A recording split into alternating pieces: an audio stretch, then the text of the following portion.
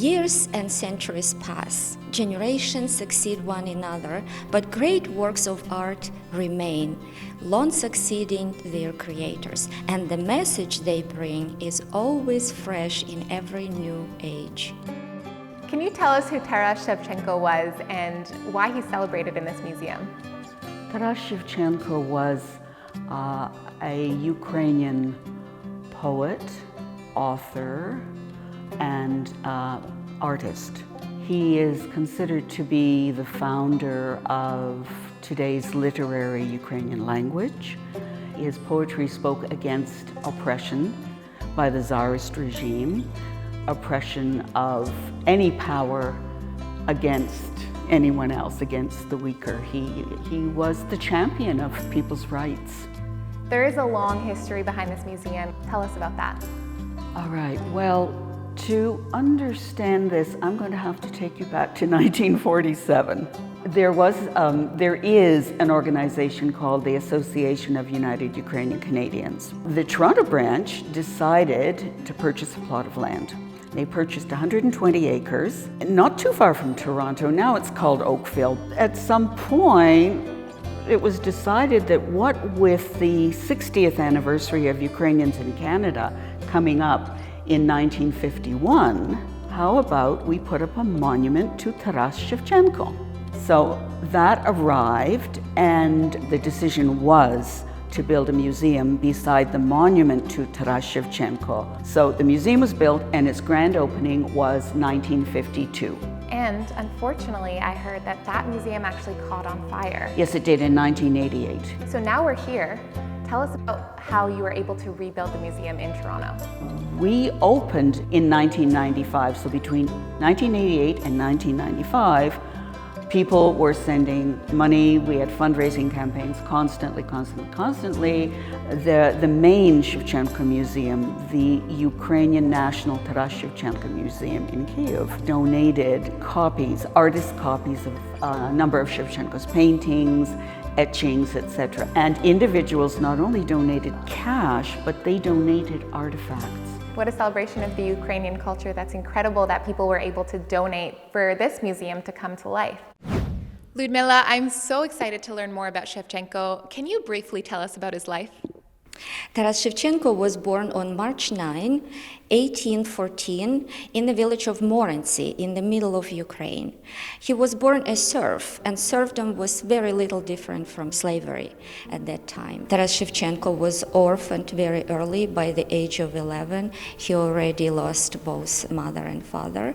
And after that, he was working as a kozachok, the household boy, in the house of his landlord, Vasily Engelhardt. Born into serfdom, Shevchenko was able to find freedom. How did he do that, and when did he become an artist? The talent to draw showed itself very early in a little boy. When Engelgard, his landlord, moved first to Lithuania and then to St. Petersburg, he sent Taras Shevchenko to the apprenticeship, where he mastered a lot of skills in the art. He was very talented, and his literary friends in St. Petersburg purchased his freedom. Shevchenko was not only a talented painter, but also a writer. Tell us about how he got into the world of poetry. In addition to studying the art in the Imperial Academy of Art in St. Petersburg, he also started to write poetry. And the poetry that he wrote was in Ukrainian, and it was so deep and so sad from the very beginning. And then it started to be more social, more strict, and more political. And now, 200 years later, the whole world knows Shevchenko more as a poet. And that political writing actually got him to quite a bit of trouble, so let's go talk about that. After graduation from the Royal Academy of Art in St. Petersburg, Taras Shevchenko returned to Kyiv, to Ukraine.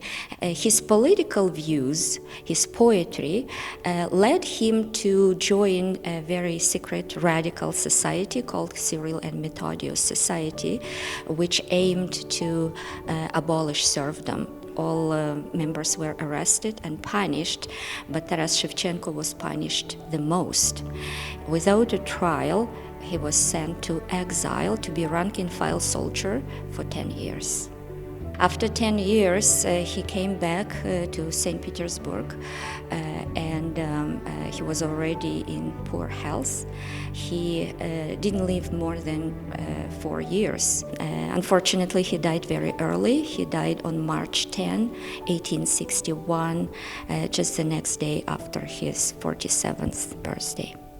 Well, it's been so incredible learning about Shevchenko's life, and we could talk about him for hours, but I say it would be really impactful to actually read a piece of poetry by him together. One of the most famous poems of Taras Shevchenko is called My Testament, Заповіт in Ukrainian. Як умру, то поховайте мене на могилі серед степу широкого на Вкраїні милій. When I am dead, then bury me in my beloved Ukraine, my tomb upon a grave mound high, amid the spreading plain. Щоб лани широкополі, і Дніпро, і кручі було видно, було чути, як реве ревучий. So that the fields, the boundless steppes, the Dnieper's plunging shore, my eyes could see, my ears could hear, the mighty river roar. Як понесе з України в синє море кров ворожу, от тоді я і лани, і гори все покину, і полину до самого Бога молитися. А до того я не знаю Бога. When from Ukraine the Dnieper bears into the deep blue sea, the blood of foes, then will I leave these hills and fertile fields. I'll leave them all and fly away to the abode of God. And then I'll pray, but till that day, I know nothing of God. Поховайте та вставайте, кайдани порвіте, і вражою злою кров'ю волю окропіте. O bury me and rise ye up, and break your heavy chains, and water with the tyrant's blood the freedom you have gained. І мене в сім'ї великій, в сім'ї вольній, новій, не забудьте пом'янути незлим тихим словом. And in the great new family, the family of the free, with softly spoken kindly word, remember also me.